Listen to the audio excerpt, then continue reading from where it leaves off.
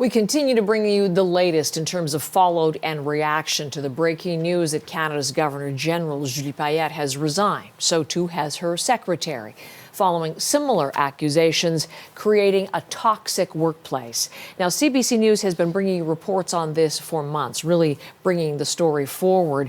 And we were telling you about the independent consulting firm investigating and coming forward with a review. In a statement last night, as she resigned, she apologized for what she labeled as tensions in recent months at Rideau Hall, saying that, to quote a line from the statement, everyone has a right to a healthy and safe work environment.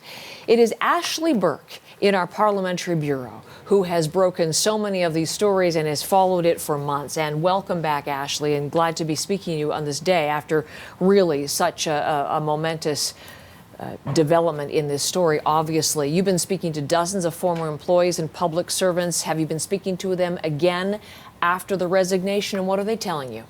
Yeah, they've been texting me and emailing since this news came out yesterday, really stunned about this and describing a sense of relief that they feel. These sources, it took a lot of courage for them to share their stories confidentially, and there was doubt and concern that this workplace review would lead to change. This was the outcome that they had hoped for, but they never imagined it could happen. And so they're still thinking about that. It was an emotional day. Some described that they cried when they received the news, but now they're really thinking about Rideau Hall and how the Rideau Hall can start healing and moving forward. A lot of people have left because they thought that was the only option for them. We know that the Privy Council office is going to be meeting with employees, talking to employees, reaching out to them to try to get that office back on track and work through this transition moving forward to make this a more healthy workplace. So after your reporting brought this to light, as I was mentioning, an independent consulting firm did this review. We do not have the report yet publicly. So maybe you can look to when we'll get that. But what do we know about what is in it? Exactly. We're being told this is a confidential HR report, essentially, and that the only way it will be released is under the Access to Information Act, which could take months and would likely be very heavily redacted. But we do have a request in for that. Right now, we're relying on what the government's telling us and what sources who've been briefed on this report are saying, who say that it was scathing and that it would have made it very difficult for the Governor General to continue on in her role. Yesterday, the person in charge of this file, of this report, and the handling of it for the government, the Queen's Privy Council, the head of that, Dominic LeBlanc, told CBC's Vashi Kapelos that what was inside that report was disturbing and worrisome.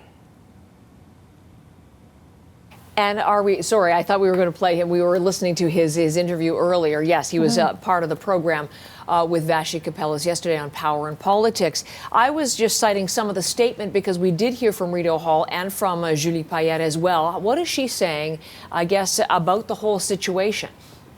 Well, in a statement yesterday, she continued to called what happened allegations, and she apologized for what she called, as you mentioned, tensions at Rideau Hall. And just, I'm going to quote one part of it.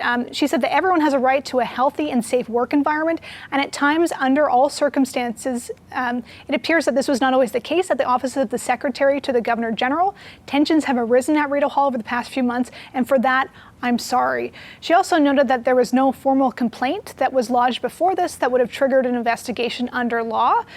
Sources we spoke to said that that was not a route they went because they felt like it was a closed loop system since the people at the very top were in charge of that process, they felt. And she also noted this was interesting. She said, we all experience things differently, but we should always strive to do better and be attentive to one another's perceptions. She also suggested that this was an opportune time for her to leave the office since her father's health was declining. So we're still waiting. The Prime Minister is going to be talking today, so I think he's going to be facing a lot of questions about this and in his vetting process for Julie Payette. Yes, because it was his personal selection, not the advisory panel that Prime Minister Stephen Harper used in his selection previously. So, Ashley, yes, we'll look forward to updates today from you, and thank you for being part of our program today. Ashley Burke from Ottawa this morning.